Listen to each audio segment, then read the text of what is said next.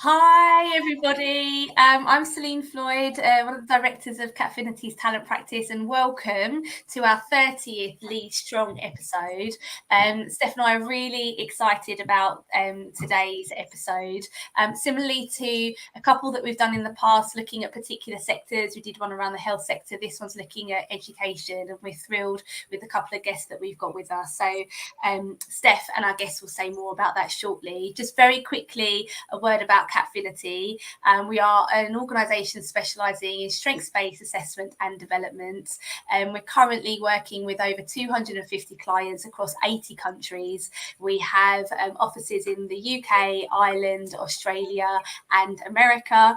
And as I say, Steph and I work in the talent practice. My specialist area is in assessment of leadership and talent. And Steph, welcome. Number 30. We're into the 30s. Quite She always remembers the number of the episode, and I never can. I'm obsessed with the count. Yeah, brilliant. So welcome everyone to Lead Strong. As Celine says, we're both directors of the talent practice. My area of expertise is in development, and I'm really thrilled shining a light on leadership in education today. Having grown up with a teacher in the house, I used to hear a lot about it when I was a child. Maybe that's why I never made it into education. Let's just leave that there.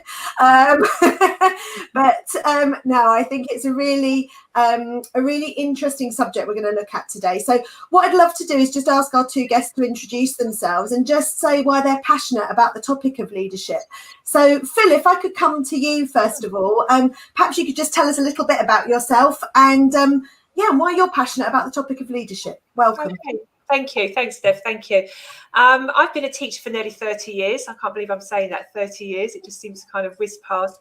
And mainly teaching North West Kent and East London.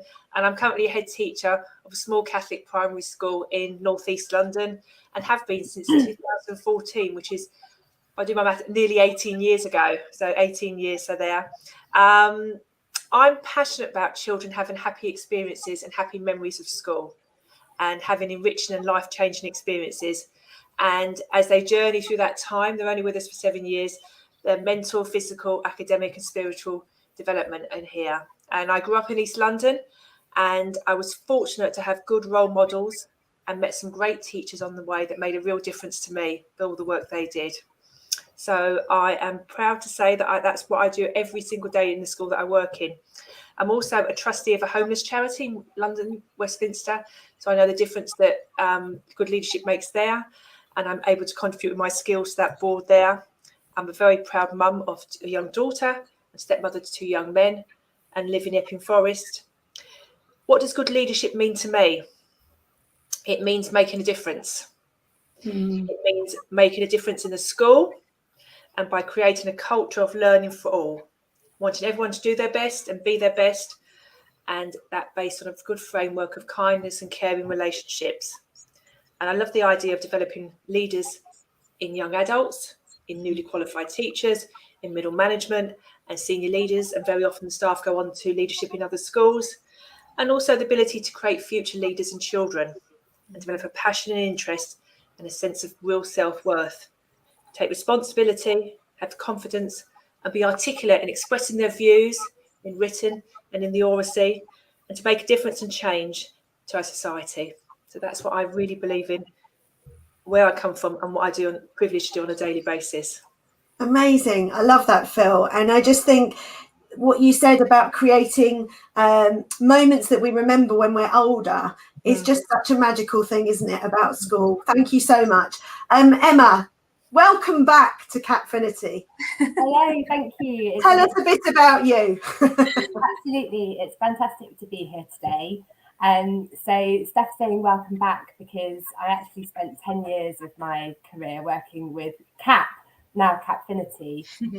So my background is I'm an occupational psychologist, and back in the day when I worked with CAP, my focus was on development. So it was all the work on individual development, team development, manager development, leadership development, that really kind of got me going. I really adored that work.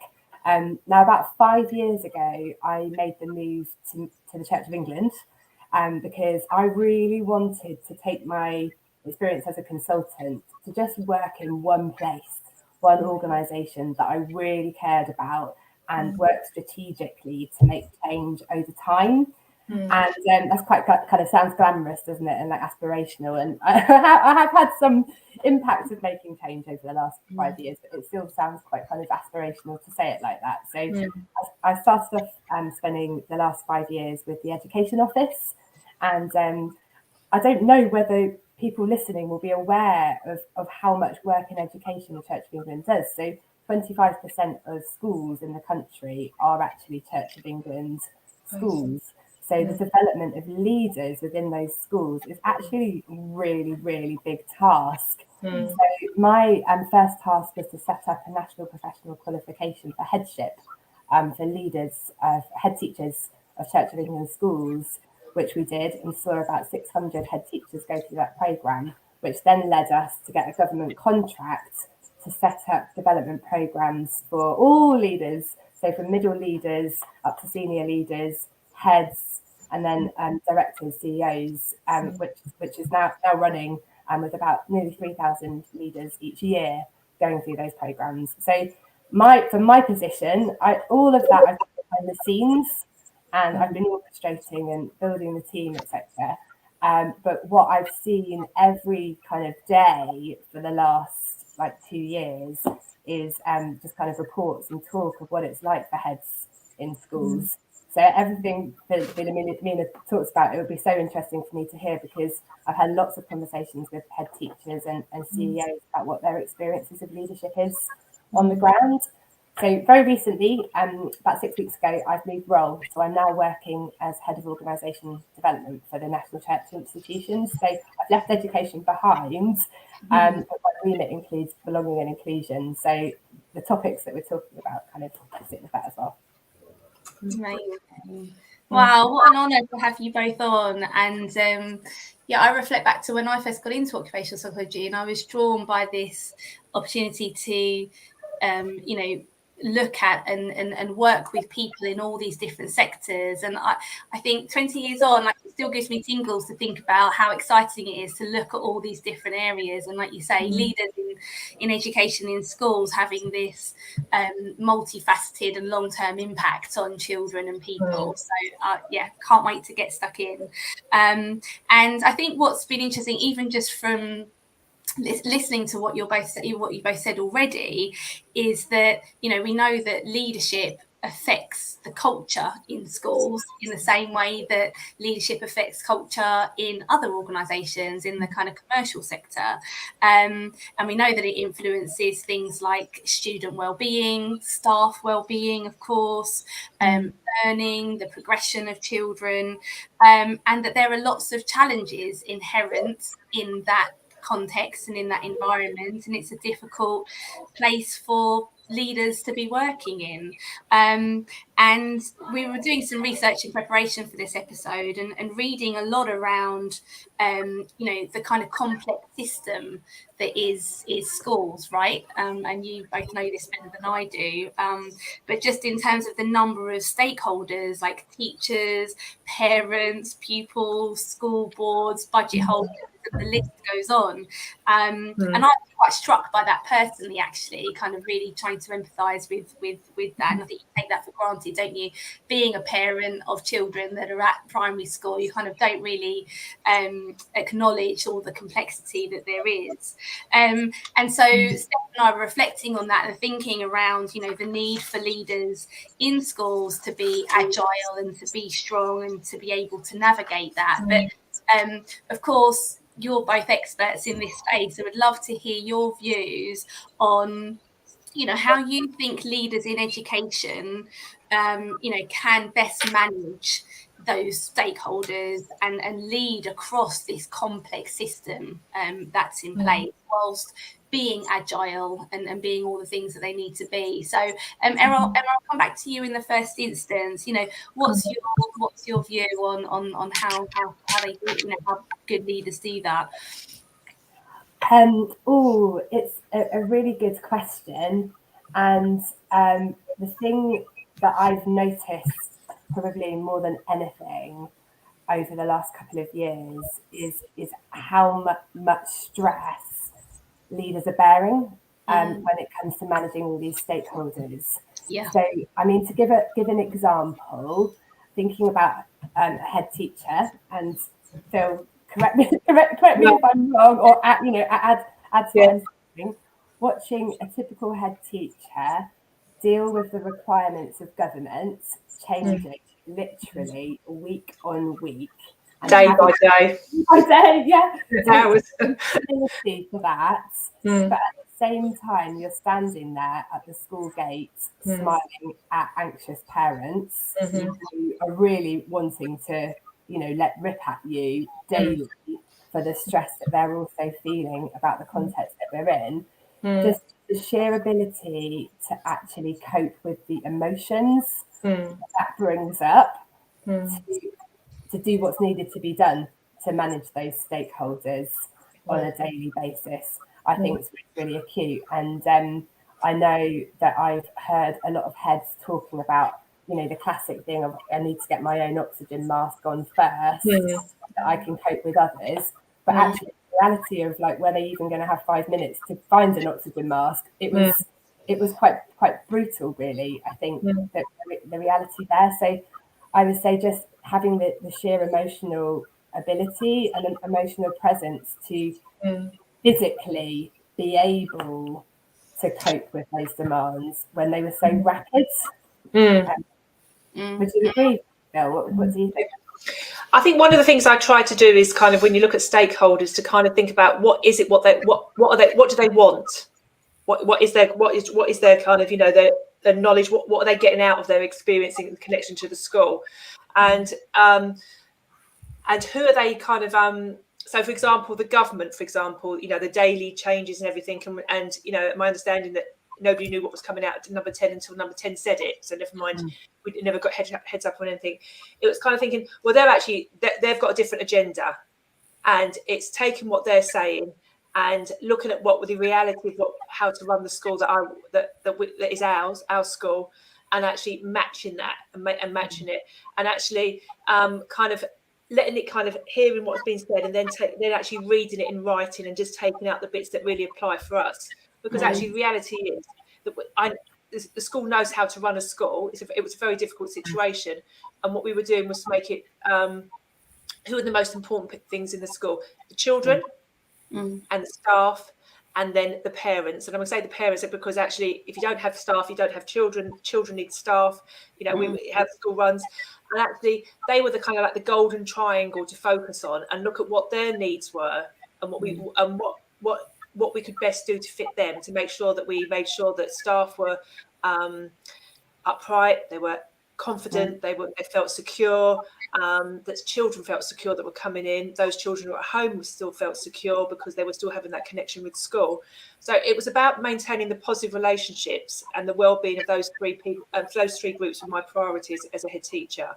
And actually, I was very fortunate at the time. I had a deputy head that was a strong deputy head as well, and we were able to be each other's kind of safety net in a sense. We were able to kind of talk about things and react quickly, but we had a really good, strong relationship with all three of those kind of groups. And actually, because we were consistent and we made good communication and we were honest, something we said we didn't know, something we said we didn't know it, but we were working towards it. And having that strong relationship and that consistency enabled us in that context then to make quick decisions that we could make. We could be flexible because people trusted our decisions on the things they knew that we had really thought about. So that kind of parallel kind of approach worked in the majority of cases, and that included with our parents as well, with the children. And sometimes it's okay to say, look, this is all new, we don't know this, we're just doing our best, give us a couple of minutes, give us a little while to think about it, I'll come back to you. But if the general relationship is good with those people, if it's consistent, you're honest, you're open, and you don't patronise any of those groups, and you instill confidence in them, it does give you the flexibility within that structure then to make immediate or rapid changes, because you haven't got time to always explain them, but they trust you because they've got that underlying built trust relationship. And that in a sense goes for the local authority. We've got the diocese in there as well, where you've got that track record of, and also if you've made a mistake or something doesn't work out, you own it. You say it doesn't work, it hasn't worked out. This is the reason why I think it hasn't worked out, and this is what we're doing about it.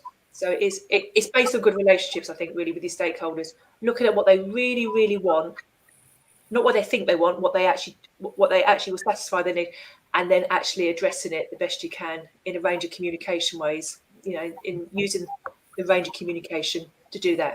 It could be a text, it could be an email, it could be a letter, it could be face-to-face, as Emma was saying, at the school gate. Sometimes chat to somebody face-to-face is a much better approach, because you can see body language, you can see what they're saying, what they really mean. It could mean, having a meeting, having a Zoom meeting, introduce much more Zooms now. We've done that, and the engagement is much higher on some events because we're using Zoom. So it's clear on communication, being realistic, and finding that optimum mask in different things, really, Emma. Having people around you in your personal life that can make sure that you do switch off, that do prioritise you, that kind of say, look, that's enough now. Go and do something different. I say to the staff, I don't want staff that I want well-rounded people, balanced in front of the children for role models. So in a sense, that encouraged me to be that. I've got to be that as well myself. Me being like that. I don't know. There's some thoughts there anyway. Yeah, that's brilliant. I feel like you've just digested about 20 years worth of leadership research and kind of described it perfectly. I feel like we need to video you and just let you describe what good leadership looks like. It was amazing. Thank you. No. Brilliant. One thing I definitely noticed was how leaders interacted with us as a body over the period was we wanted to kind of put trainings on hold, for example, free things up, and we did do that so that people weren't having to kind of do their assignments or anything like that during the dark days, but people still wanted to meet to talk, and the topic they wanted to talk about was well-being firstly, but the consistent topic throughout everything was vision and values. So if there was one thing people wanted to talk about and get some sustenance from external, it was they wanted to reconnect with the sense of, I actually have a vision, this is what I'm doing, these are my values, okay, phew, I can breathe again, right, I'm going to go back now. So it was something that we put on so many different workshops with different topics, and it was always vision and values that people just wanted to talk about, as if it was almost like, I don't know, it's the one thing that was needed. Go back out and do what was needed in the culture and for the people who were looking to you for that leadership. And I think what happened with people, that value and vision over the past few years has remained steadfast, but it's done in different contexts as well. There were different challenges to it over the period of time. And actually, one of the outcomes of COVID, one of the positive outcomes of COVID, is that I was really pleased how our values and our mission statement kept us together. And actually now it's probably, we're doing things now as a school that perhaps we would have taken us 4 or 5 years to come to, because we're using different ways of doing things. We've become much more resilient, much more kind of, well, if we can't do it this way, we're going to do it this way, what other way, and that's enabled us to be stronger as a team and stronger as a school community, I think, really, to be honest, and it's able to prioritise things. But the value and mission statement came in different ways over the period of time, and it was the thing that, especially as a Catholic school, it kept us going, and church schools, faith schools, it definitely would, definitely, and reminded us all the time of that. Our last episode actually was on purpose-led leadership, and I think some of that came through, how during times of change, a purpose and a mission keeps you moving forward.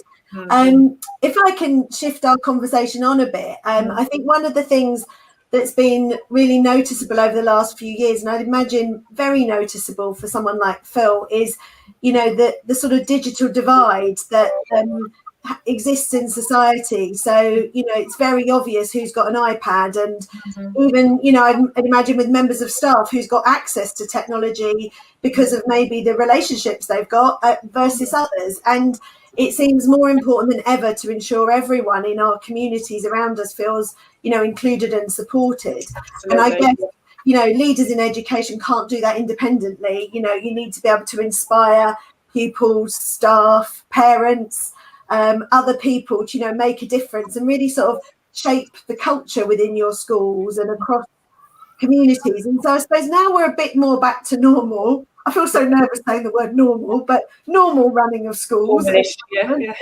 activities. What is it that we think leaders can do to kind of reinvigorate an inclusive environment and create a culture of belonging where everyone feels they can kind of, be their best? I'll come to you first, Phil. Mm-hmm. I think it's having a common goal to get back to a normal, back to a better place. I think maybe not normal, better place we need to be kind of working to, because normal implies what we did before. And actually, there are some positive things that have come out of what's happened, and we need to get back to the best place we possibly can do, and everybody kind of to be engaged in that goal. I think, really, to be honest, and everybody to play their part in it and step up to the role, kind of in the sense. And it's funny enough, I haven't heard one person say, let's go back to the good old days. Remember, there is no good old days. We're moving forward now and taking forward to things. And as you were saying, Steph, technology is playing a bit increasing role in that. And it's playing an increasing role in our communication with parents and making sure that children have access to all that tech at home, which we were fortunately able to do. We were very one of the schools that did quite well out of some of the laptops and Chromebooks. So we were able to engage with parents and resolve issues if they're 2 or 3 children, but they might have only had 1 laptop at home. We were able to, as a school, we had creative ways of plugging that gap. So we're technology as a community, we are a lot further on. And actually then we've used that then as a platform to kind of with homework, with technology, with parents. And we're going to be introducing some AI stuff going forward, particularly in maths, to help children to accelerate in the maths curriculum in particular, because that's one area that is very good at doing. But it's about really, so getting back to the routines, structure, what keeps special as a school, and actually, the basic quality of good teaching, good activities, visitors, workshops, whole school events. We've gone back into doing whole school events and maybe approach them in a slightly different way. So we're kind of in little bubbles within a whole school context. So we've gone back to book day, whole school science week when they're all dressed up, and we had whole school experiments. We have whole school assemblies that are virtual or in the playground outside. We've got another caretaker's retiring, so we've got a retirement due for him on Friday. So we're going to be, it's just kind of gaining that kind of whole school collective thing, which I don't think we lost. We didn't lose it. It changed slightly during COVID, and it's just re-establishing that now and working on that. And it's making sure that we've got the good relationships and we're building on those good relationships, particularly between the 3, school, parents and children, but also encouraging maybe much more activity in our community, bringing that back in.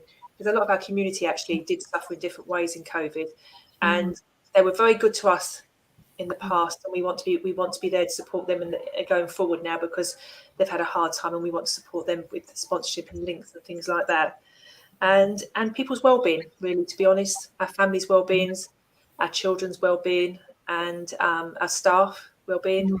And it isn't about yoga and yoga, I'm afraid. I don't really, it isn't about that. It's about actually, working together, making it work, talking, listening, and actually following through on things, managing people's workload, making small changes that can make a big difference in people's lives. So it's about those things, really, to be honest. Yeah. Love it. It's not about yoga and yogurt. See, No. we always get a good strap line for an episode. You just gave it to us. Emma, what are your thoughts about reinvigorating this inclusive environment and culture of belonging? Oh, so mine's probably a little bit of a slightly different angle, but I'm thinking in terms of a staff development point of view. So I think a lot of staff over the last couple of years have been on hold, really, with their careers, and everyone's been pitching in, and a lot of people have been learning new skills. So, for example, a lot of team members or colleagues with teachers would be picking up IT skills as to how to kind of stream lessons out to to students. So lots of things have happened, But in terms of a focus on professional development and career development and what's next, I think that a lot of people coming out of it are starting to think what next and wanting to kind of focus on their development. The other thing I think that is just a really big one in education is what can be offered to staff in terms of flexibility. Because I think what has always struck me with education is that there are a lot more barriers to being able to offer staff, for example, part-time contracts, or you can't really do hybrid working that easily when you mostly need to be in the classroom, but also opportunities to be on, say, the senior leadership team if you're working part-time, or if there's things which are much harder in school than they are in a lot of other different sectors. But I think that teachers' demand for more flexibility, or else they might leave the profession, is actually getting greater and greater. And so I think that a focus on flexibility and development is a really big part of keeping working environments inclusive.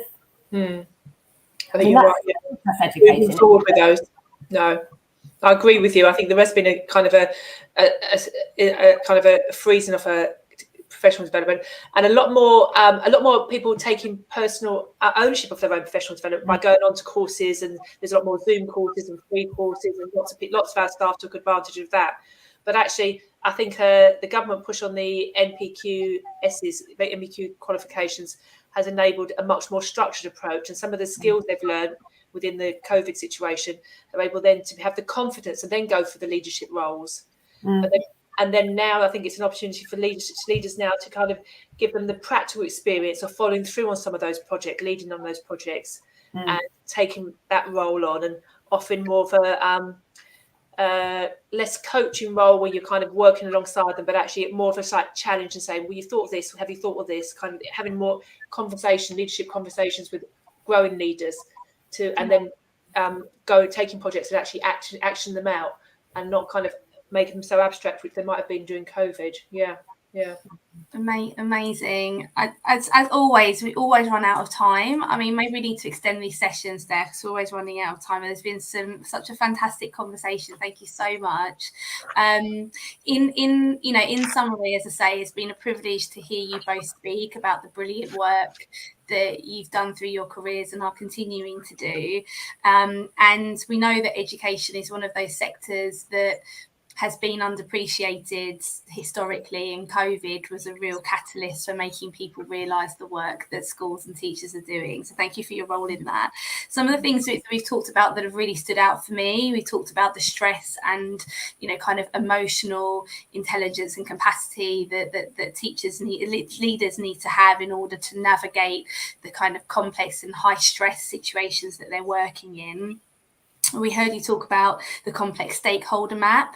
I feel I loved your description of the golden triangle of staff, children and parents, and keeping that as a North Star and a vision. And Emma, you spoke really eloquently about vision and values and how important that was to leaders in education through COVID especially, and Phil, you described how having that as at a core actually helped you to be able to make decisions at speed.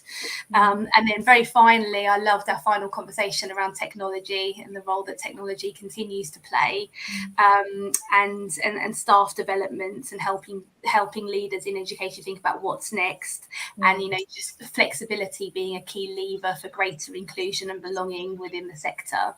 So fantastic conversation. I'll come to you, if I may, just for your final parting thoughts on this whole topic. Emma, to you first. Any final words?